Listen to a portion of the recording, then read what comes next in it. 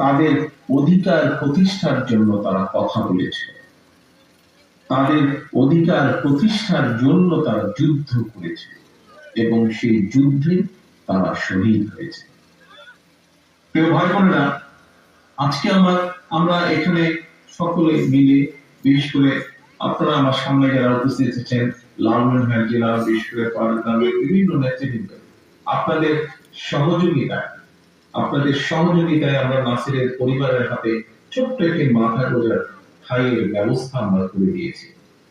কিন্তু এই ঠাঁইয়ের ব্যবস্থা করে দেওয়ার পরেও নাসিরকে হারানো যে কষ্ট, যে বেদনা, যে অভাব, সেটি কিন্তু আমরা পূরণ করতে পারবো না। সেটি এই পৃথিবীর কেউই সেটি পূরণ করতে পারবে না।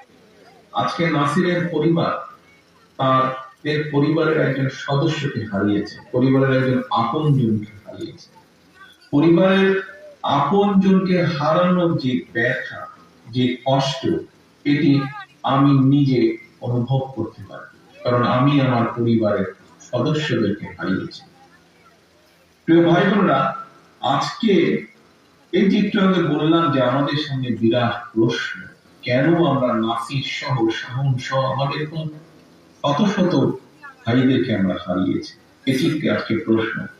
আমরা তো এই ভাইদেরকে হারিয়েছি, এর বাইরেও যদি আমরা দেখি, আজকে আমাদের লক্ষ লক্ষ 50 লক্ষের মতন আমাদের সহকর্মী, আমাদের ভাইরা আজকে মিথ্যা গায়েবী মামলার শিকার। আজকে আমাদের আরো শত শত ভাই বোন আছে যারা গুমের শিকার হয়েছে। আজ সমগ্র পৃথিবী এই কথা স্বীকার করছে যে বর্তমানে আজকে যে অবৈধ সরকার, এই ভোট ডাকাত, নিশিরাতের ভোট ডাকাত সরকার, এদের সময়, এদের আমলে বাংলাদেশের লক্ষ কোটি মানুষ আজ নির্যাতিত হয়েছে। সমগ্র পৃথিবীতে আজ স্বীকৃত যে এই নিশিরাতের ভোট ডাকাত অবৈধ সরকারের সময় আজকে সমগ্র বাংলাদেশের মানুষের ভোটের অধিকার কেড়ে নেওয়া হয়েছে। শুধু কেড়েই নেওয়া হয়নি, এই ভোট রাতের অন্ধকারে ডাকাতি করে নিয়ে যাওয়া হয়েছে।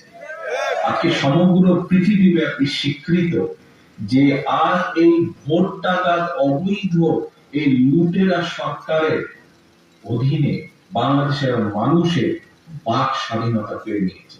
আজ যদি বাংলাদেশের কোন মানুষ এই অবৈধ লুটেরা সরকারের অন্যায় কাজের বিরুদ্ধে প্রতিবাদ জানায়, তাহলে হয় তাকে নাসিরের ভাগ্য বরণ করতে হয়, আর না হলে তাকে ইলিয়াস আলীর মতন গুম হতে হয়।